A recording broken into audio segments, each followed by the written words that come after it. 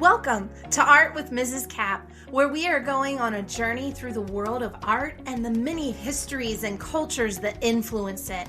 Whether you're a kid or a kid at heart, wanting to learn more about the art world, this is the podcast for you. So join us as we journey through art with Mrs. Cap.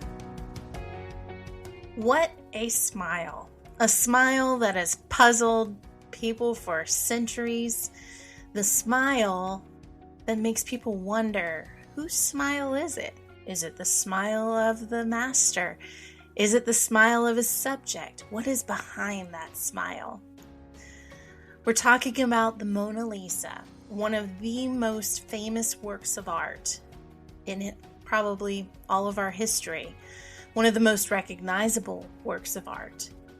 Mona Lisa, also known as La Gioconde, is a 16th century portrait that was painted in oil by the famous master artist Leonardo da Vinci during what's known as the Renaissance in Florence, Italy.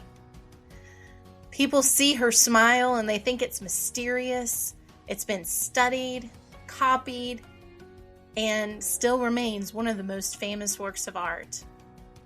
About 80% of the Louvre Museum's visitors come to see the painting of the Mona Lisa.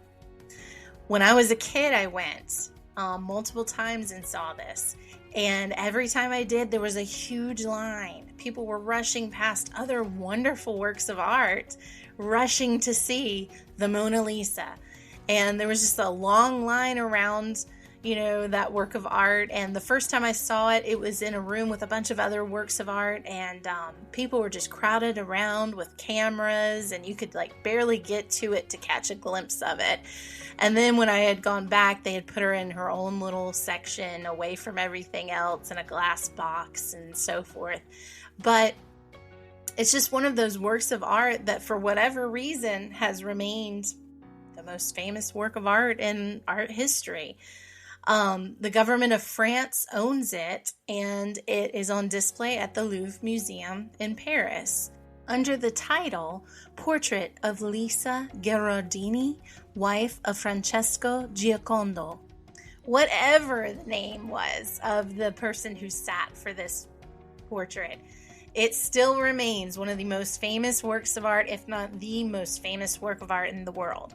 Part of that is owed to the fact that it was stolen in 1911. The person put it in their coat and walked out of the museum, the Louvre Museum, with the Mona Lisa. It was believed that probably Pablo Picasso or some of his friends stole it. One of his friends that was a poet was arrested, and all kinds of crazy stuff happened.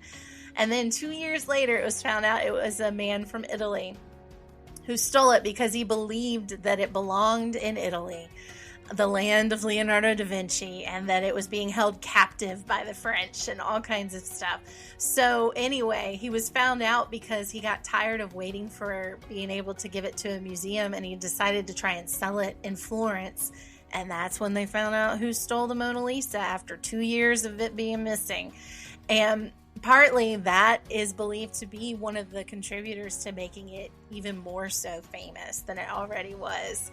So this was just a little look at the Mona Lisa, one of the most famous works of art and one of the art, pieces that helped define the Renaissance and kind of set the Renaissance apart from previous periods of art.